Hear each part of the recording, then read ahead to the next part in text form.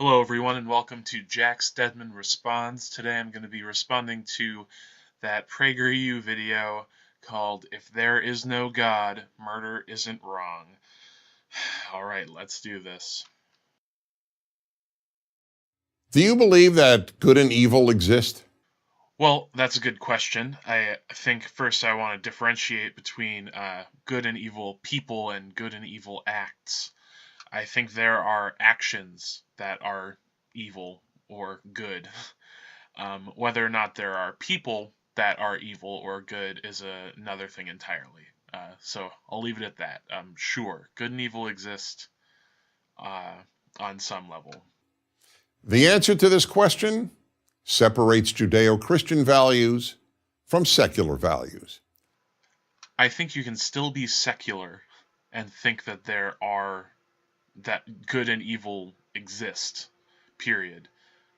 I can be secular and I can be a utilitarian, right? And think that uh, a good act produces the least amount of suffering and the most amount of joy, happiness, progress, whatever, and that a evil act produces the most amount of suffering, or even just produces any suffering or more suffering than it does good. Um, so right off the bat, you lost me. Let me offer the clearest possible example. Murder. Is murder wrong? Is it evil? Yes, murder is wrong and evil. Uh, Continue. Nearly everyone would answer yes, but now I will pose a much harder question. How do you know? I'm sure you think murder is wrong, but how do you know? I'm not sure I understand the distinction between thinking something is wrong and knowing something is wrong. Um, I'm not sure there's any functional difference, really. Yeah, I think murder is wrong. I think murder is evil. Um, and that's enough. If I asked you how you know that the Earth is round, you would show me photographs from outer space or offer me measurable data. But what photographs could you show? What measurements could you provide that prove that murder or rape or theft is wrong?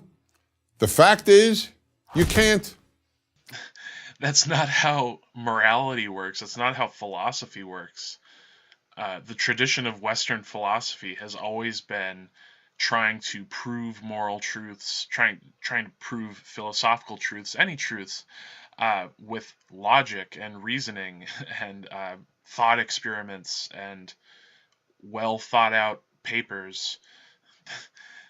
It's just ridiculous to say, what pictures can you show me to show that murder is wrong? There are scientific facts, but without God, there are no moral facts. Well, I think that depends on what school of moral philosophy you ascribe to. Um, Again, taking the example of utilitarians, I think they would say that there are objectively good and objectively bad things. We might not be able to know which options, which actions are the objectively good or bad ones, but uh, you would still be able to say that the good or bad exists. Um, the most good thing is the thing that causes the least amount of suffering and the most amount of happiness. The most evil thing, an objectively evil thing, would cause only suffering and no good would come of it. Um, so, no, I think you're wrong. I think that you can easily have moral facts without God. In a secular world, there can only be opinions about morality. They may be personal opinions or society's opinions, but only opinions. Well, I hate to break it to you, Dennis. I really do, but we do live in a secular world, okay? Um, until God shows up and starts doing some miracles, We live in a materialist world, and your belief in Judaism or whatever it may be, that's just as good as my opinion. That's just as valid as anyone who believes in utilitarianism or objectivism or any other ism.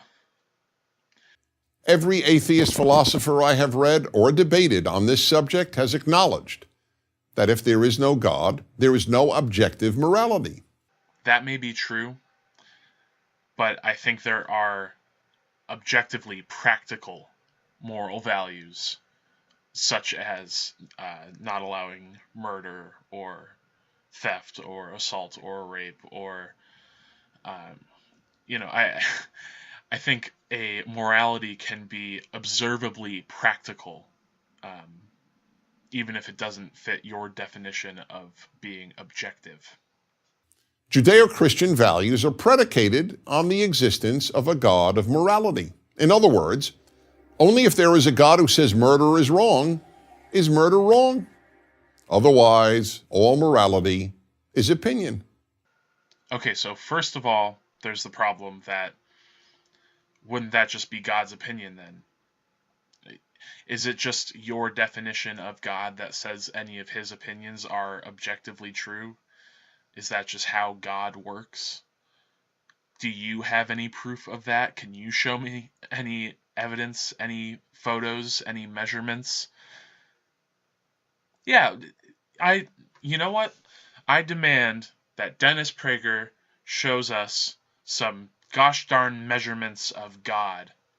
If he's going to claim that objective morality exists because God, I need some photos. Now, let me make two things clear.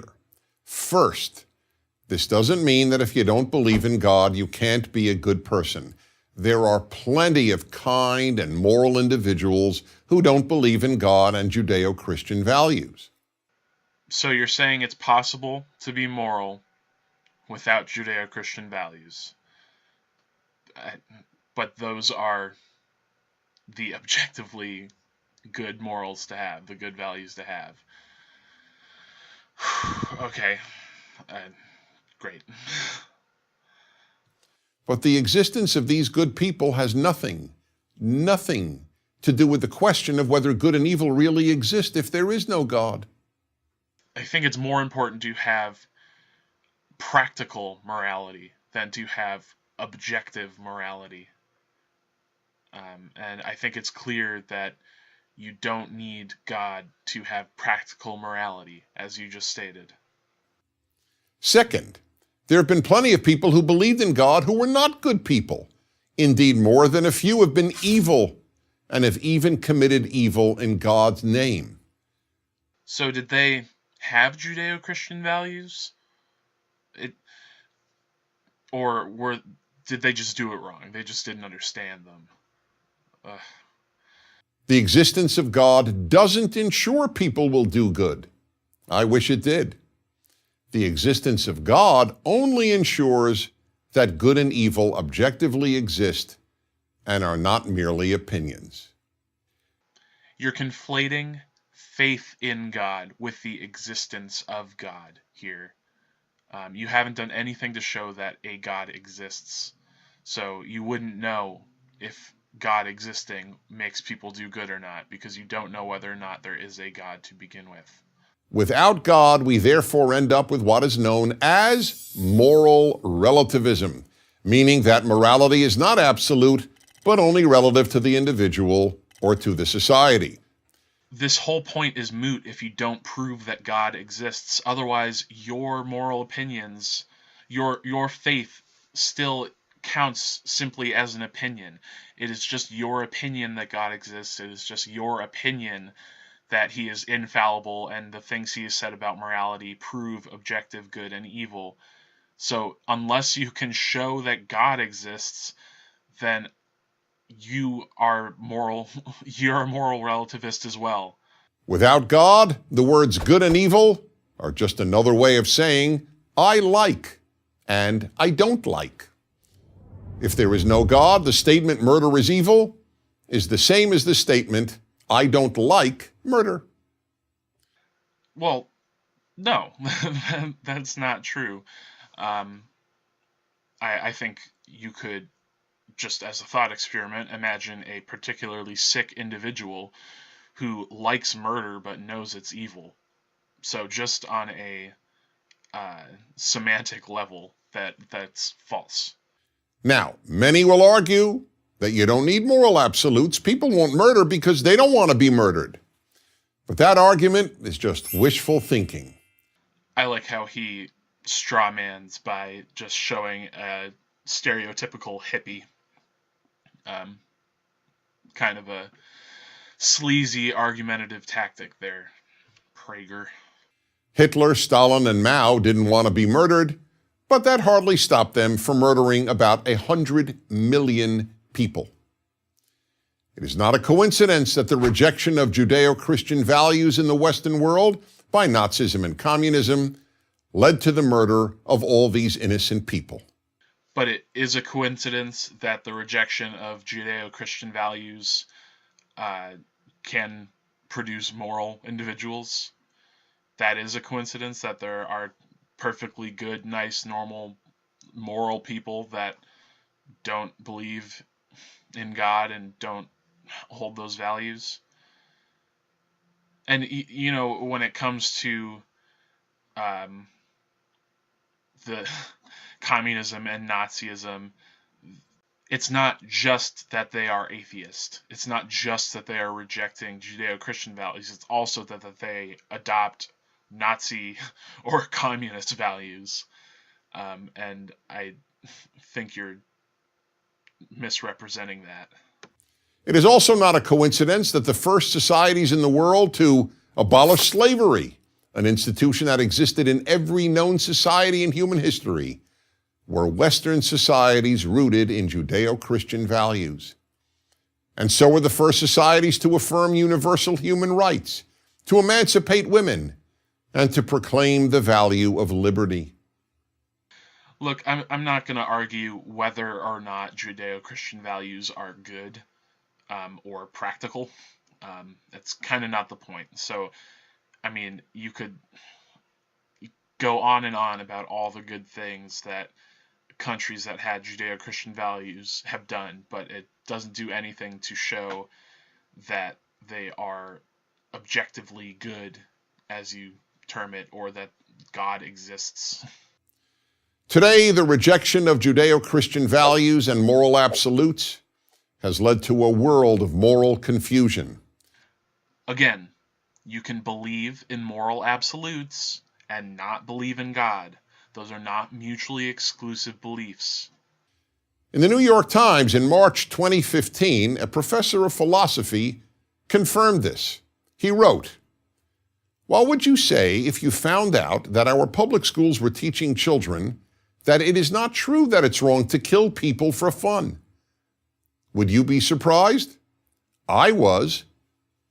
The professor then added, "The overwhelming majority of college freshmen view moral claims as mere opinions."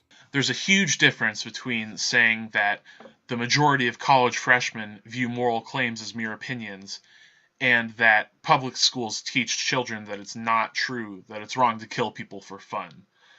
Okay, even you were saying that people don't have to have objective moralities and can still be moral relativists and think that murder is wrong. So you're contradicting yourself here. So then, whatever you believe about God or religion, here is a fact. Without a God who is the source of morality, morality is just a matter of opinion. Yeah, it is. It is just a matter of opinion. We can do our best to prove that our morality is good. We can do our best to show that it's practical and rational. But in the end, it is just an opinion, and so is yours. Unless you have photos and measurements of the Judeo-Christian God, then your opinion's as good as mine, Dennis. So, If you want a good world, the death of Judeo-Christian values should frighten you. I'm Dennis Prager. And yeah, there's that last bit. Look, Judeo-Christian values might be good. They might be great. I honestly think most of them are fine and unobjectionable. I was raised in a Catholic household. I probably have a lot of, quote, Judeo-Christian values. Fine.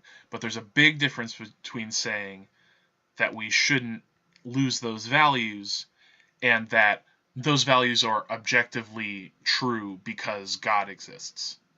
You see, you can still be all about those particular values without having to take on the supernatural element, without having to say that they're objectively true because God. So anyway, I know this video has probably been beaten to death by other YouTubers, but I had to say something about it. Thanks for watching. Thanks for listening. Have a wonderful day, and bye!